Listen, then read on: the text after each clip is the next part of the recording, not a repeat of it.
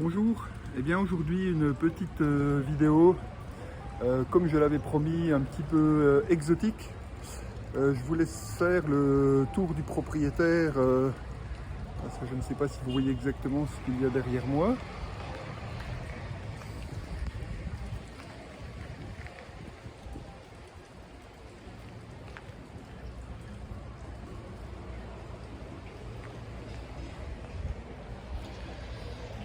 Voilà, j'avais décidé de parler aujourd'hui de l'agressivité et notamment de ce qu'on dit de ces animaux qui sont soi-disant agressifs. Vous voyez derrière moi trois lions de mer et des iguanes marins. Et c'est marrant parce qu'un ami vient de me poser la question, je lui ai envoyé une photo avec un iguane marin où je suis juste à côté. Et il me pose la question de savoir si c'est dangereux ou pas. Et justement, je souhaite vous dire aujourd'hui que l'agressivité de ces animaux est totalement surévaluée. Et j'aimerais qu'on en parle un petit peu. Voilà, il y aura une petite différence de luminosité parce que j'ai dû refaire le début de cette vidéo. Mais je ne regrette pas parce que le petit iguane qu'on voit derrière moi marin, enfin petit façon de parler, n'était pas là hier soir. Et ses amis Sea Lions, les lions de mer, m'ont fait le cadeau de revenir ce matin. Donc je continue la vidéo. Je voulais juste dire que l'impression que j'ai au travers de mes voyages, tel que je l'ai dit dans une précédente vidéo, c'est que on a une opinion tout à fait assez étonnante de ces animaux sauvages, puisque l'idée c'est que ils seraient certains d'entre eux très agressifs. En tout cas, voilà, j'ai l'opportunité de nager au milieu de ces requins. Requins hammerhead, c'est les requins marteaux, des requins baleines, hein, vous verrez la photo, effectivement c'est une photo que j'ai prise pendant mes plongées, où je suis passé une fois à côté du requin et une fois sous le requin baleine, qui faisait à peu près entre 15 et 18 mètres.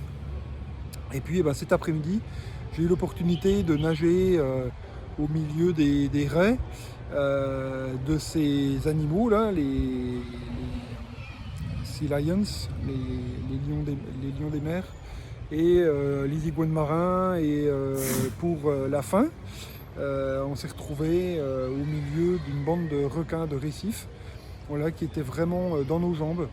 Et moi j'ai vraiment envie de passer le message que tous ces animaux, voilà, je compte plus effectivement le nombre de requins que j'ai croisés dans une plongée, en tout cas des dizaines, et dans une semaine évidemment des centaines. Ces animaux ne sont pas agressifs en réalité, la plupart du temps il ne se passe jamais rien. Alors je crois pas me tromper, mais le nombre est tellement énorme. Je le remettrai en incrustation si je me suis trompé, mais je crois qu'on tue 60 millions de requins par an, et quelques-uns nous croquent parce qu'ils nous confondent justement avec ces Sea Lions quand on est en surface. Généralement d'ailleurs ils ne mangent pas parce qu'on n'est pas assez gras pour eux et on n'est pas très bon. Et en tout cas c'est pas une attitude voilà, bêtement agressive, et voilà, l'image de l'animal qui nous tue pour le plaisir. Je crois qu'il faut quand même arrêter. Peut-être que les animaux les plus dangereux pour nous de façon domestique, c'est peut-être les chiens, les chats, qui eux de temps en temps nous mettent un coup de griffe ou un coup de croc, encore que bien élevé, un chien ne mord pas sans avoir averti largement avant. Voilà, je voudrais vous dire ça parce que je trouve que ça a un intérêt particulier avec le thème de la perversion. Et je développerai ça un petit peu plus tard dans une autre vidéo, parce que là ça va être d'abord trop long, et puis peut-être que j'aurai besoin d'un tableau pour pouvoir vous écrire un certain nombre de choses. Mais voilà, là, justement l'idée c'est que les animaux seraient agressifs par eux-mêmes, et ils auraient une forme de plaisir à nous agresser. Eh bien en fait je ne crois pas du tout. Je pense qu'on a écrit des légendes avec ça.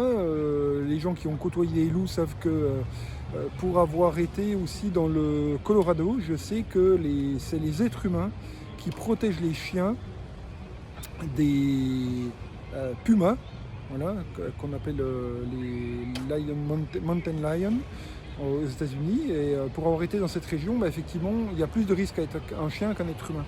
Et généralement, c'est pareil avec les loups, c'est les êtres humains qui protègent les chiens, qui risquent d'être bouffés par les loups. Et voilà, je crois que c'est juste un espèce d'ordre naturel dans lequel nous sommes inscrits. N'oublions pas, en haut de la chaîne, nous sommes le grand prédateur. Et il y a une particularité, alors je vais peut-être me faire pas des copains, mais c'est que nous, effectivement, on tue pour le plaisir.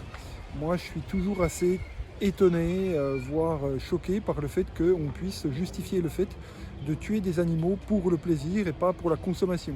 Hein, le gars qui est trappeur au fin fond du Canada, aux États-Unis, qui a besoin de tuer, de tuer un animal pour le manger, moi ça ne me pose pas de problème.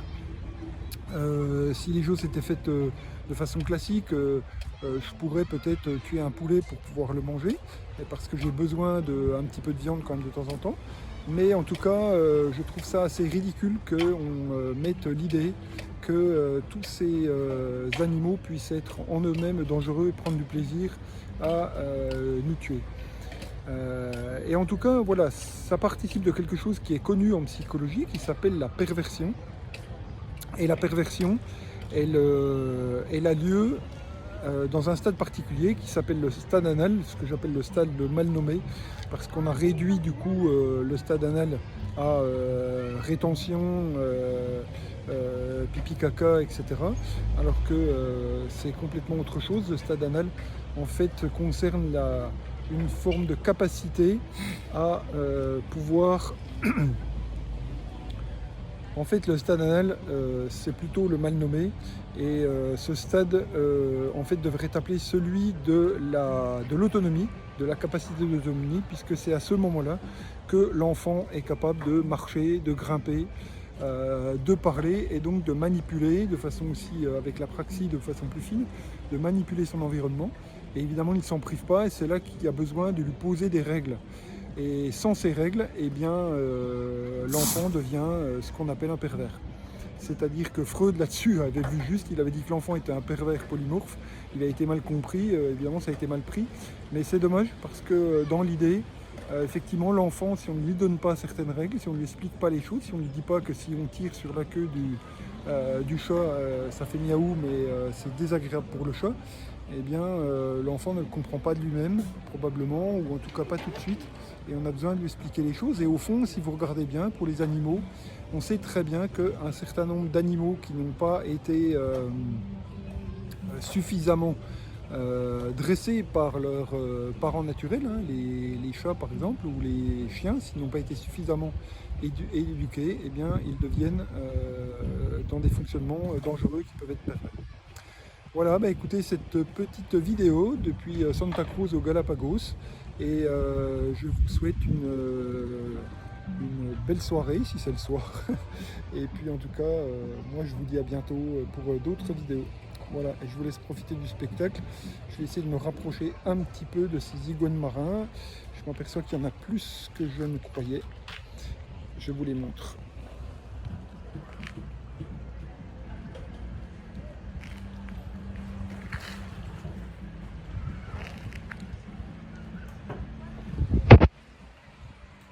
Et je vous dis à bientôt. Au revoir.